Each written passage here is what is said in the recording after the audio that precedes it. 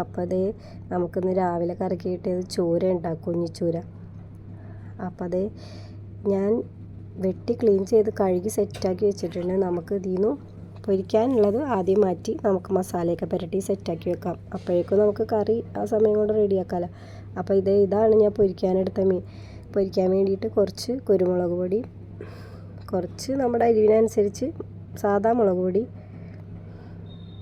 കളറിന് വേണ്ടിയിട്ട് കാശ്മീരി മുളക് പൊടി, മഞ്ഞൾപ്പൊടി, പിന്നെ ഇഞ്ചി വെളുത്തുള്ളി ചതച്ചത് വേണം കേട്ടോ. ഇവിടെ ഇഞ്ചി ഉണ്ടായില്ല, വെളുത്തുള്ളി മാത്രമേ ഉണ്ടായുള്ളൂ.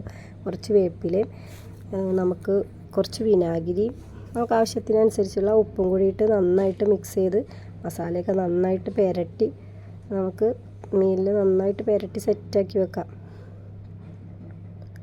അപ്പം ഞാൻ സെറ്റാക്കി വെച്ചിട്ടുണ്ട്. പിന്നെ പിള്ളേർക്കുള്ളത് വേറെ മസാലയൊക്കെ പുരട്ടി വെച്ചിട്ടുണ്ട്. നമുക്ക് കറി ഉണ്ടാക്കാം. ഞാൻ ഒരു ചട്ടിയെടുത്ത് മീനിട്ട് കുറച്ച് കാശ്മീരി മുളക് പൊടി, സാദാ മുളക് പൊടി, നമ്മുടെ എരിവിനനുസരിച്ച് കുറച്ച് മഞ്ഞൾപ്പൊടി, മല്ലിപ്പൊടിയും കൂടിയിട്ട് കുറച്ച് ഉപ്പും കൂടിയിട്ട് നന്നായിട്ട് മിക്സ് ചെയ്യാം. നന്നായിട്ട് മിക്സ് ചെയ്തതിന് ശേഷം നമുക്ക് കുറച്ച് സവാളയും തക്കാളി, പച്ചമുളകും വേപ്പിലയും വെളുത്തുള്ളി ചതച്ചതും കൂടി ആഡ് ചെയ്ത് കൊടുക്കാം.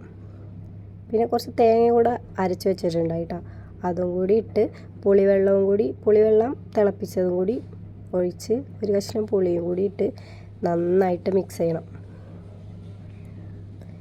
ആദ്യം ഞാൻ സ്പൂണിലൊക്കെ മിക്സ് ചെയ്ത് പിന്നെ എനിക്ക് അങ്ങോട്ട് സെറ്റാവണില്ല. അപ്പോൾ ഞാൻ കൈവച്ച് തന്നെ മിക്സ് ചെയ്തെടുത്ത്. കൈവച്ച് മിക്സ് ചെയ്താലേ ആ ടേസ്റ്റ് വരുള്ളൂ.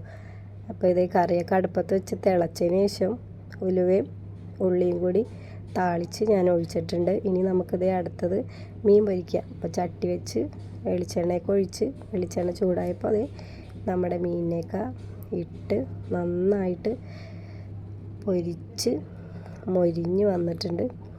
അപ്പം വേണ്ട. അപ്പം നമുക്ക് ഇതൊക്കെ കൂട്ടി ഉച്ചയ്ക്ക് നല്ല ചോറൊക്കെ കഴിക്കും. Okay, bye.